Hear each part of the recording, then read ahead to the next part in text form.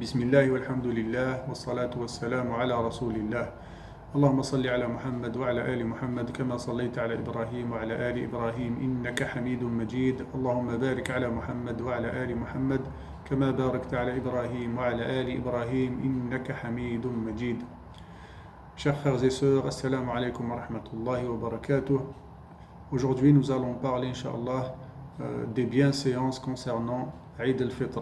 Eid al-Fitr est une fête musulmane, est une fête pour le croyant qui a accompli cette adoration du mois de Ramadan, 29 ou 30 jours d'adoration, de patience, de prière, d'invocation, de jeûne, de résistance, car les journées sont longues, les nuits sont fatigantes pour ceux qui font les prières de Tarawih, mais la récompense et la rétribution et les bienfaits sont énormes. Et Allah subhanahu wa ta'ala nous demande de le remercier. Allah subhanahu wa ta'ala dit وَلِتُكْمِلُوا الْعِدَّةَ وَلِتُكَبِّرُوا اللَّهَ عَلَى مَا هَدَاكُمْ وَلَعَلَّكُمْ تَشْكُرُونَ. Donc remercier Allah subhanahu wa ta'ala pour ce bienfait ou ces bienfaits du mois de Ramadan. Avec une fête qu'Allah subhanahu wa ta'ala nous a légiférée, avec celle de Eid al-Adha. Donc Eid al-Fitr est la deuxième fête, une des deux fêtes qu'Allah subhanahu wa ta'ala a légiférées pour la communauté musulmane. Le dernier jour du mois de Ramadan, au coucher du soleil, il est donc recommandé de citer le nom d'Allah subhanahu wa ta'ala, de faire dhikr à partir du coucher du soleil du dernier jour du mois de Ramadan jusqu'à la prière de l'Eid le lendemain. Allah subhanahu wa ta'ala nous dit وَلِتُكَبِّرُوا اللَّهَ عَلَى مَا هَدَاكُمْ. On doit dire Allahu Akbar, la ilaha illallah, Allahu Akbar, wa lillahi alhamd. On peut dire aussi Subhanallah, walhamdulillah, wa la ilaha illallah, wallahu akbar, Allahu Akbar, Allahu Akbar, la ilaha illallah, Allahu Akbar, wa lillahi alhamd. On dit ça chez soi, dehors, dans la rue, bien sûr pas à haute voix. On dit ça là où on est, on dit ça lorsqu'on sort de chez soi, jusqu'à la prière de l'Eid, lorsque l'imam commence à faire son prêche, et là on arrête ce dhikr.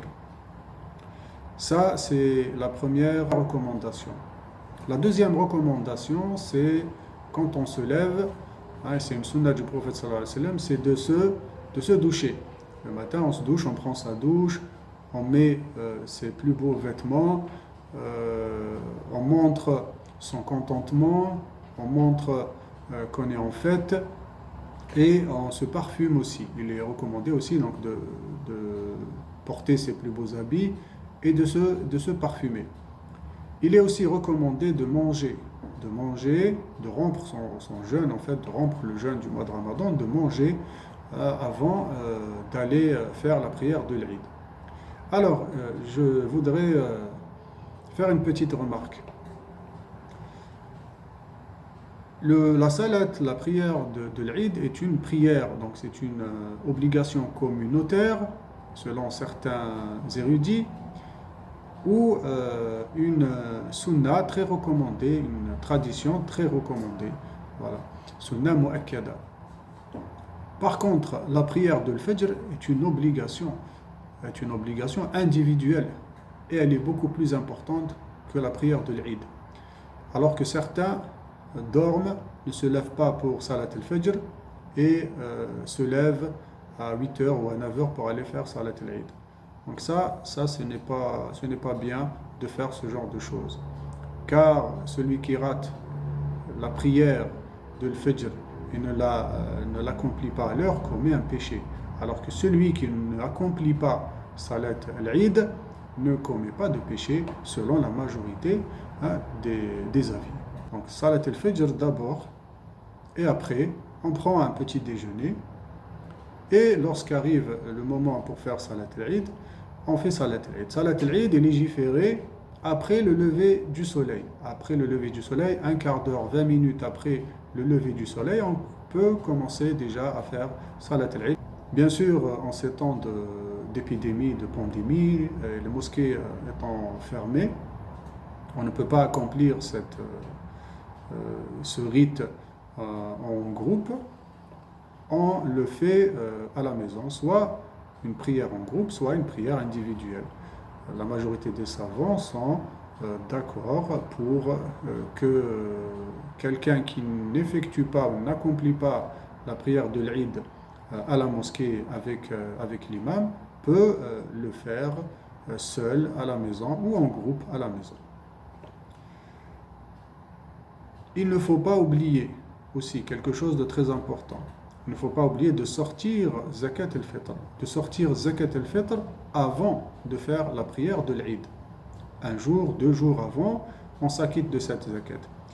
Je rappelle que la Zakat al-Fitr, est une Zakat obligatoire pour tout le monde. C'est-à-dire même pour les pauvres et nécessiteux. À partir du moment où le pauvre, le nécessiteux, a de quoi économiser de la nourriture supplémentaire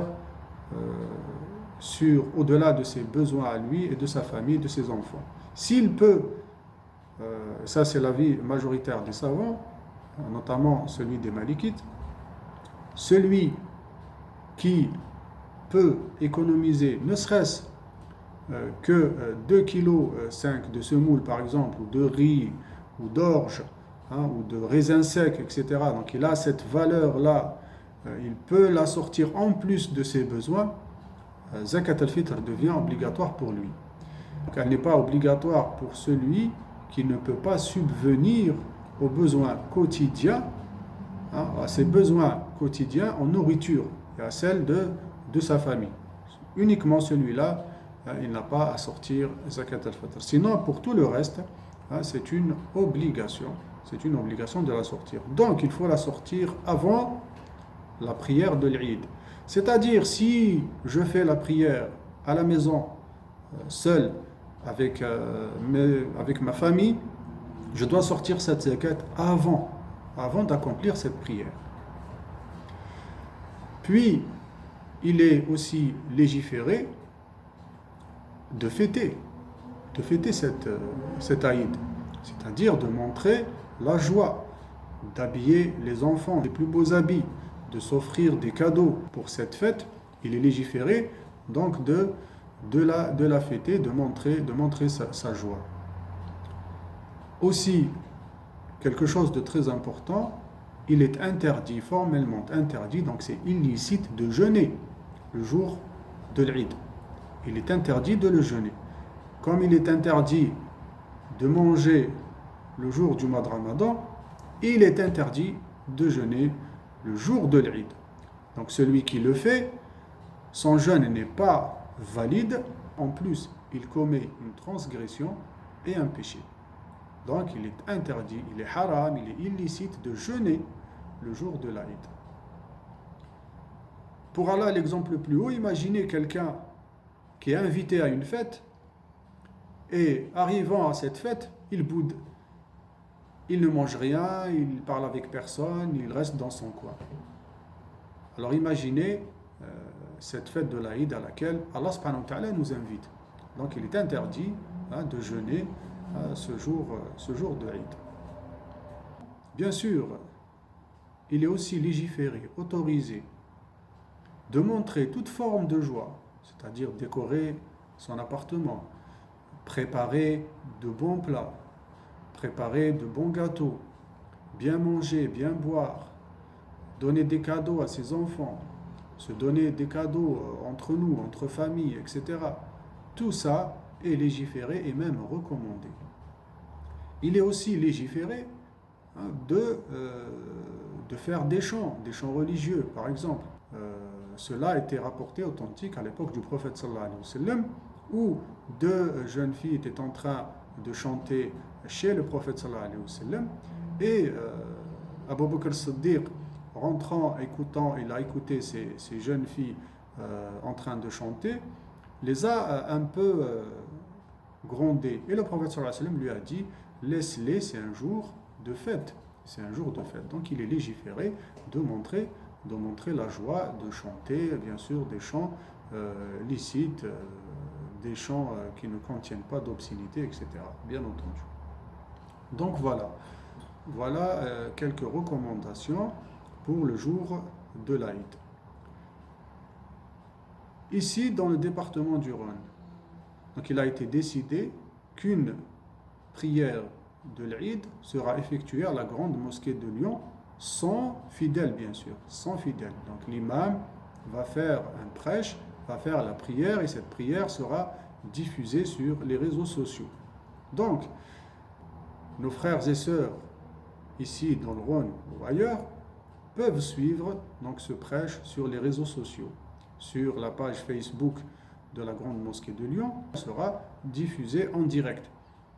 La diffusion commencera vers 8h30 avec donc dhikr, le rappel, dhikr Allah subhanahu wa ta'ala, jusqu'à 9h30. À 9h30, l'imam fera une prière de l'Aïd, deux rak'at, deux cycles de prière, deux unités de prière, puis il fera un prêche, comme le jour de l'Aïd. Mais il n'y aura pas de fidèles.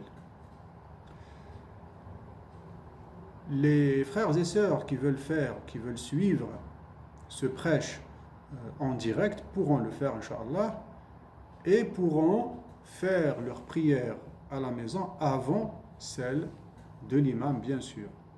Il n'est pas légiféré ni autorisé de prier derrière les écrans. Donc voilà, donc un petit rappel, il n'est pas légiféré de prier derrière les écrans. Donc on n'a pas le droit de suivre un imam à travers les réseaux sociaux, à la télé, etc., alors que lui, il est dans un autre endroit. Donc voilà, ça, ce n'est pas légiféré pour la plupart des écoles juridiques, la totalité des écoles juridiques et la plupart des savants anciens ou contemporains. Donc voilà, on fait la prière à la maison, on termine notre prière de l'Aïd, donc 2 rak'at, 2 unités, sans prêche à la maison. On ne fait pas de prêche à la maison. Et puis, on pourra suivre le prêche de l'imam de la grande mosquée de Lyon, Inch'Allah. Barakallahu fikum. Il reste encore 3 jours pour continuer à faire des adorations, à faire les prières nocturnes, à lire le Coran, à faire des sadaqas, des bonnes œuvres. Il n'est pas encore tard, le mois de Ramadan n'est pas encore fini, il reste encore quelques jours, quelques nuits. Donc on continue à profiter, on continue à adorer Allah subhanahu wa ta'ala, à l'invoquer, donc jusqu'au dernier jour. Barakallahu fikum, subhanakallahumma wa bihamdik, ashhadu an la ilaha illa ant, astaghfiruka wa atubu ilayk.